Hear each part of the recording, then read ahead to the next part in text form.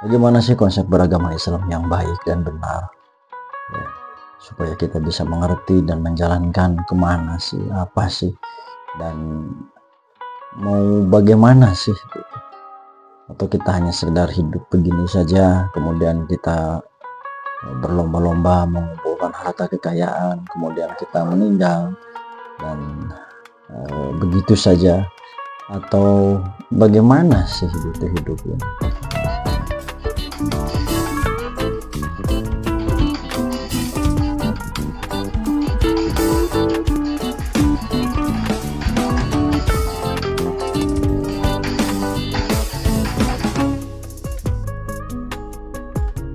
Assalamualaikum warahmatullahi wabarakatuh. Sampurasun. Salam namo buddhaya, salam kebajikan rahayu rahayu. Terima kasih rekan-rekan yang sudah klik kemudian ikut nonton video. Sekali lagi terima kasih, mudah-mudahan yang akan disampaikan teman-teman yang ikut menyimak ada guna dan manfaatnya. Hari ini video ini kita ngomongin tentang ini nih, kita ngomongin tentang yang mudah-mudahan ya, mungkin materinya terlihat sosokan lah ya, tapi tidaklah ya. Ini saya disclaimer dulu, yang jelas sebagai pengingat untuk diri saya pribadi, sisanya yang mudah-mudahan ada guna dan manfaatnya lah. Kita seperti biasa, seperti yang sudah sampaikan di video sebelumnya, bahwa saya hanya mengisi diary digital sebagai bentuk pengingat atau perekam semua perjalanan kehidupan. Sekali lagi mudah-mudahan bermanfaat lah. Semua ada konsepnya, semua ada manajemennya dalam kehidupan, baik itu kehidupan rumah tangga, kehidupan dalam bekerja, kehidupan dalam bertetangga, semua hal termasuk dalam beragama. Ada konsepnya dan ada teorinya, ada sistemnya, dan ada hal-hal yang harus dipelajari, harus dipahami, dan harus dilaksanakan, harus dipatuhi. Itu semua ada konsepnya dalam kehidupan, termasuk dalam agama Islam ya. Ini sekali lagi sebagai pengingat buat saya pribadi, sisanya yang mudah-mudahan ada guna dan manfaatnya. Bagaimana sih konsep beragama Islam yang baik dan benar, ya, supaya kita bisa mengerti dan menjalankan kemana sih, apa sih, dan mau bagaimana sih, atau kita hanya sekedar hidup begini saja, kemudian kita berlomba-lomba mengumpulkan harta kekayaan, kemudian kita meninggal dan begitu saja, atau bagaimana sih hidup ini? Itu sebetulnya yang ingin saya kaji untuk diri saya sendiri, yang mudah-mudahan kajian saya rekam di video ini ada guna dan manfaatnya lah bagi rekan-rekan, teman-teman yang menonton. Teman-teman yang saya hormati, rekan-rekan yang saya hormati ya, sekali lagi semua ada konsepnya. Bagaimana sih konsep agama Islam itu? Konsep agama Islam itu yang pertama adalah ada rukun agama, ada ilmu agama, ada isinya dalam ilmu agama, dan ada prakteknya dalam beragama. Itu dalam agama. Semua agama mungkin seperti itu, tetapi kita spesifik ngomongin tentang agama Islam yang saya anutkan. Sekali lagi, bahwa di dalam agama Islam itu ada satu adalah rukunnya sebagai pondasi ya, sebagai tihangnya. Kedua adalah ilmunya. Ada ilmunya dalam agama Islam yang harus dipahami, dipelajari, yang harus dicari tahu gitu ya. Kemudian ada isinya yang harus dipelajari, isi dari ilmu agama itu. Kemudian ada praktiknya. Nah, ini ada empat tahapan. Yang pertama, kita adalah mengerti tentang rukunnya atau pondasinya, hal paling dasar dalam agama. Kemudian kita harus mencari ilmunya. Kemudian kita harus mempraktekkan, kita harus memahami isinya, isi dari ilmu itu. Selanjutnya kita harus mempraktekannya. Kita semua umat muslim sudah tahu bahwa ada dua hal penting dalam agama Islam yang tidak mungkin bisa terpisahkan. Apa itu? Yang pertama adalah Tuhan sebagai Sang Holik pencipta seluruh jagat raya, zat yang ada sebelum kata itu ada, itu adalah Allah. Zat yang sudah ada sebelum kata ada, itu adalah zat Allah. Yang kedua adalah utusannya, yaitu Nabi Muhammad SAW. Dua hal penting ini tidak akan mungkin terpisahkan dalam kajian agama Islam. Tidak akan ada Allah dan tidak akan ada Nabi Muhammad. Tidak akan Nabi Muhammad kalau tidak ada Allah. Tidak akan ada Muhammad, tidak akan ada kata Allah. Kita tidak mungkin mengenal kata Allah kalau tidak ada Nabi Muhammad SAW. Dan Allah juga tidak mungkin menciptakan Nabi Muhammad kalau mungkin dia tidak ada. Bahkan dalam satu keterangan hadis qudsi bahwa Tuhan menciptakan jagat raya ini, yang pertama diciptakan adalah Nur Muhammad. Itu mungkin rekan-rekan sebagian sudah tahu lah ya. Yang pertama diciptakan oleh Allah, makhluk pertama yang diciptakan oleh Allah, Nur Muhammad.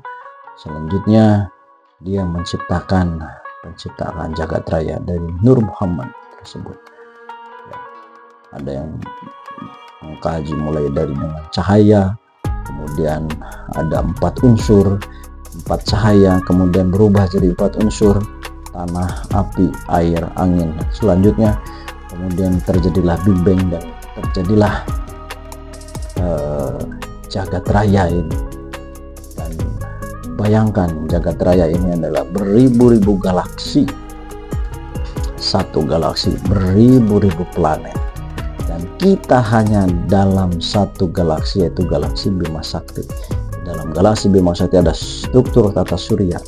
Struktur tata suryanya seperti kita tahu, bumi adalah planet yang ketiga ya dari lingkaran struktur tata surya yang ada di galaksi Bima Sakti. Dan jagat raya ini adalah beribu-ribu galaksi, beribu-ribu bintang, dan kita hanya di satu galaksi. Betapa besarnya jagat raya, betapa besarnya kekuasaan Allah Subhanahu wa Ta'ala. Itu sebagai intro. Next kita kembali ke ini, bahwa ada 4 hal penting. Yang pertama adalah rukunnya sebagai pondasi yang harus kita pahami. Kedua adalah ilmunya. Yang ketiga adalah kita harus paham isinya. Yang keempat kita harus berusaha mempraktekannya. Itu adalah hal penting. Kemudian kita masuk ke materi tentang rukunnya. Rukun agama Islam itu adalah, satu adalah rukun Islam, yang kedua adalah rukun iman, yang ketiga adalah rukun ihsan. Rukun ihsan ya. Dalam video ini kita bahas tentang rukun dulu. Apa itu rukunnya? Nanti mungkin kita masuk ke ilmunya, kemudian kita masuk ke isi, kemudian kita masuk ke prakteknya. Rukun Islam itu adalah ini ya. Rukun Islam itu adalah ini. Pertama adalah rukun Islam. Rukun agama itu adalah ini. Pertama adalah rukun Islam, rukun iman, dan rukun ihsan. Dan ini definisinya yang saya tahu. Kita tahu bahwa ada tingkatan dalam agama Islam. Rukun ini, perjalanan ini tingkatan ya. Jadi tingkatan. Dalam video sebelumnya saya sudah menjelaskan bahwa kehidupan ini adalah perjalanan, dan ini adalah tingkatan perjalanan seorang halik, seorang hamba Allah untuk menuju ke hadrat Allah Subhanahu wa Ta'ala, kepada Tuhannya, untuk kembali kepada Tuhannya. Itu adalah tingkatan. Jadi rukun agama itu adalah tingkatan, ilmu itu adalah tingkatan, isi itu adalah tingkatan, praktek juga itu adalah tingkatan. Ini kita tingkatan ya. Kita sekarang di level yang mana? Nanti mungkin kita bisa bertanya kepada diri kita masing-masing. Dan ini adalah tingkatan dari rukun agama. Yang pertama kita Islam dulu. Kita sudah Islam. Dan Kalau kita bahas Islam saja dulu, untuk rukun Islam ini akan sangat dalam. Apakah kita sudah betul-betul Islam? Apakah kita masih belum agama Islam? Atau kita sudah benar-benar Islam secara kafah? Atau kita hanya Islam keturunan yang ikut-ikut orang lain, ikut-ikut orang tua kita mungkin? Atau bagaimana? Ini hanya dalam Islam. Jadi kita bahas rukun Islam itu adalah syahadat. Yang kedua adalah kita melaksanakan amaliyah sholat. Yang ketiga adalah kita mengeluarkan zakat dari harta titipan Allah Subhanahu wa Ta'ala untuk saudara-saudara kita yang tidak mampu, atau untuk mereka yang berhak, yang diwajibkan atau yang disunatkan. Tiga adalah melaksanakan amaliyah puasa. Yang kelima adalah haji, ya, melaksanakan ibadah haji. Itu rekan-rekan baru rukun Islam. Dan ada hal yang penting di dalam rukun Islam yang menjadi kunci, titik awal perjalanan, yang menjadi pintu, yang menjadi gerbang untuk bisa Islam, untuk bisa iman, dan untuk bisa ihsan. Apa itu? Ini pintu yang kajiannya sudah saya bahas di video sebelum ini, yaitu dalam Quran surat Al-Baqarah 208. Tuhan memerintahkan kepada orang-orang yang beriman untuk masuk ke dalam agama Islam yang kafah. Dalam diksi kata masuk berarti Tuhan menciptakan pintunya, dan pintu itu ada di rukun Islam. Mana pintunya? Pintunya adalah rukun Islam yang pertama,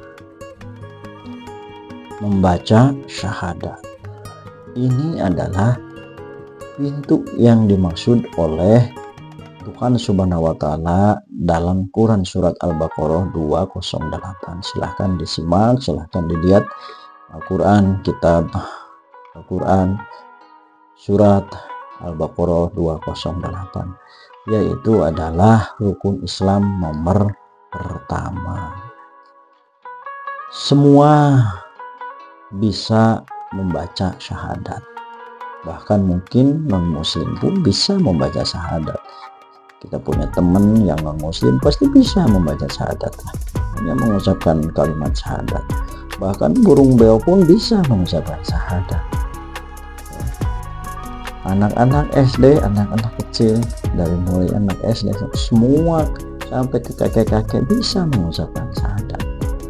Tetapi ini adalah pintu, dan ini adalah gerbangnya. Ini adalah kuncinya yang dimaksud oleh Allah Subhanahu wa Ta'ala untuk supaya menjadi seorang yang muslim, atau supaya menjadi seorang yang beragama Islam secara kafah. Ada ritualnya dalam bersyahadat yang dimaksud oleh Allah Subhanahu wa Ta'ala dalam Quran 208 itu. Kita sendiri, ya, membaca syahadat sambil ngaca, atau mungkin misalkan sambil apa, ya, apakah kita sudah masuk Islam? Atau mungkin teman kita seorang non muslim, ya, kemudian dia membaca syahadat sambil ngaca, sambil dangdang, apakah dia sudah masuk Islam? Tidak. Jawaban saya, menurut saya dan menurut apa yang saya pelajari, tidak seperti itu ritualnya. Seseorang yang mau masuk Islam harus melewati pintu ini dengan sebuah ritual yang telah dicontohkan turun-temurun sesuai dengan silsilah keilmuannya atau silsilah kajiannya, ya.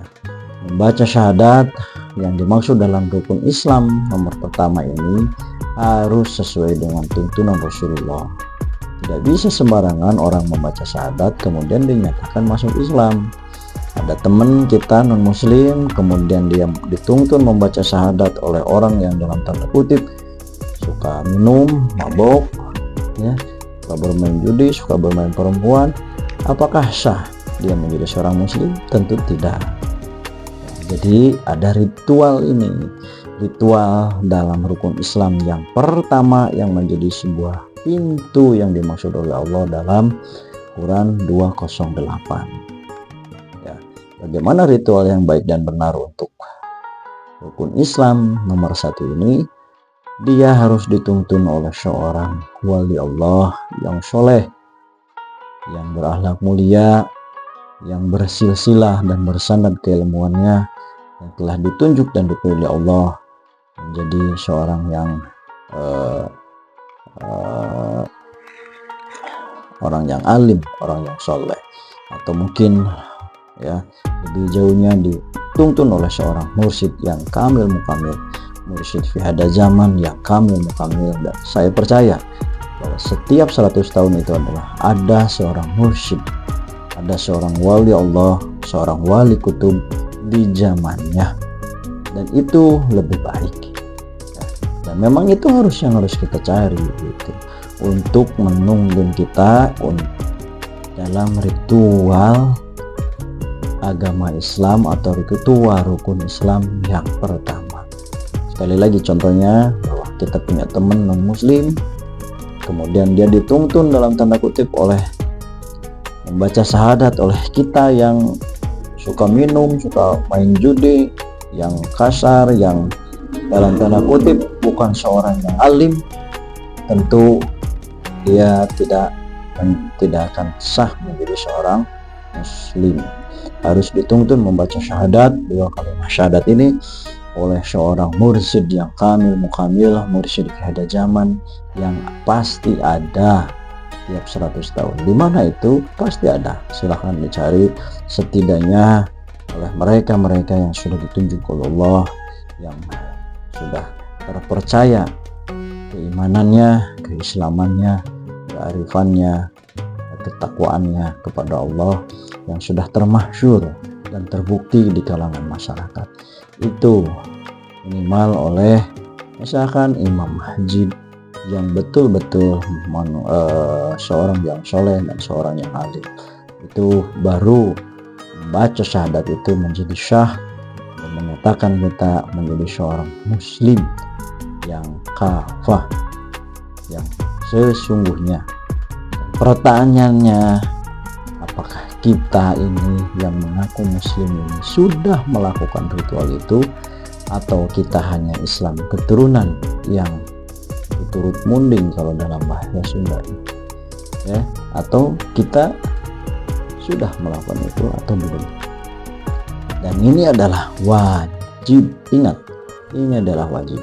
Kalau kita mau masuk ke Islam secara kafah, bukan Islam keturunan, kita wajib menemukan seorang guru mursyid, kita menemukan seorang wali Allah yang kafah, yang kamil mukamil, yang alim, yang soleh, siapa saja, di mana saja, yang bersilsilah dan bersanad keilmuannya, yang terbukti ketakwaannya, termasyhur di kalangan masyarakat tentang kesolehannya, untuk menuntun kita membaca kalimat syahadat sebagai ritual, sebagai pintu untuk memasuki Islam secara kafah. Itu baru rukun Islam dan baru poin pertama ya. Bagaimana tentang mendirikan sholat, bagaimana tentang zakat, bagaimana tentang puasa, dan bagaimana tentang ibadah haji. Kajiannya kita insyaallah kita akan berbicara tentang poin-poin itu selanjutnya di next video. Kenapa syahadat ini saya perdalam sedikit di video ini, karena memang ini adalah kuncinya, karena memang ini adalah pintunya. Syahadat ini kalau di kalangan orang-orang thariqah ya, ini adalah talqin, ini adalah baiat kita kepada Islam. Pembacaan syahadat atau ritual syahadat di depan guru mursyid ini adalah talqin, ini adalah baiat kita kepada Islam, baiat kita kepada Allah dan Nabi Muhammad SAW. Kalau kita tidak baiat di depan seorang imam, di depan seorang yang kamil mukamil, di depan seorang mursyid yang termasyhur kesolehannya, terpercaya, jujur, alim, di kalangan masyarakat sudah diketahui berarti kita sudah masuk pintu itu yang dimaksud oleh Quran surat Al-Baqarah 208. Itu baru rukun Islam. Selanjutnya adalah rukun iman. Kita rukun iman ya, masing-masing semua udah tahu. Pertama, iman kepada Allah ya, iman kepada malaikatnya, kitabnya, rasulnya, kemudian kepada hari akhir dan qada dan qadarnya Allah, ketentuan dan ketetapan Allah Subhanahu wa taala. Kemudian adalah ihsan, rukun ihsan. Rukun ihsan itu adalah intinya ada yang berbicara dua, bahwa ada dua, ada yang berbicara bahwa rukun Islam itu hanya satu. Tapi kalau dari saya atau pengetahuan saya bahwa rukun ihsan itu ada dua. Teori yang saya dapat ada dua, yaitu pertama adalah merasa dilihat Tuhan, yang kedua merasa melihat Tuhan. Ini adalah tingkatan puncak. Tingkatan pertama adalah kita Islam sebagai pondasinya, tingkatan kedua adalah iman sebagai tihangnya, yang ketiga adalah ihsan sebagai atapnya. Dan ini adalah gambarannya. Kita iman sebagai dasarnya, kita harus punya keimanan sebagai pondasi kita. Kemudian tihangnya adalah Islam, kita melaksanakan amalia yang tadi ya, kita setelah mengimani bahwa Tuhan itu Allah, kitabnya, malaikatnya, rasulnya, hari akhir dan qadar, kemudian kita melakukan ritual keislaman yang tadi saya maksud dalam rukun Islam poin pertama. Kemudian ihsan atau rukun ihsan adalah sebagai atapnya. Kalau diibaratkan sebagai pohon seperti ini ya, kita ini adalah Islam, ini terkubur, ini kita ini sebagai Islam, ini sebagai akarnya, kemudian iman sebagai tihangnya, kemudian ihsan ini adalah Allah sebagai pelindungnya atau sebagai daun-daunnya, sebagai tingkatan atasnya. Itu teman-teman, terima kasih yang sudah menyimak. Mudah-mudahan ada guna dan manfaatnya. Sekali lagi kita ngomongin konsep beragama di poin pertama, yaitu adalah ada 3 rukun dalam agama Islam. Yang pertama adalah rukun Islam, iman, dan ihsan. Itu adalah sebuah tingkatan yang harus kita lalui, harus kita capai, harus kita gapai untuk bisa kembali ke hadirat Allah Subhanahu wa taala, bertemu dengannya, memegang tali Allah dan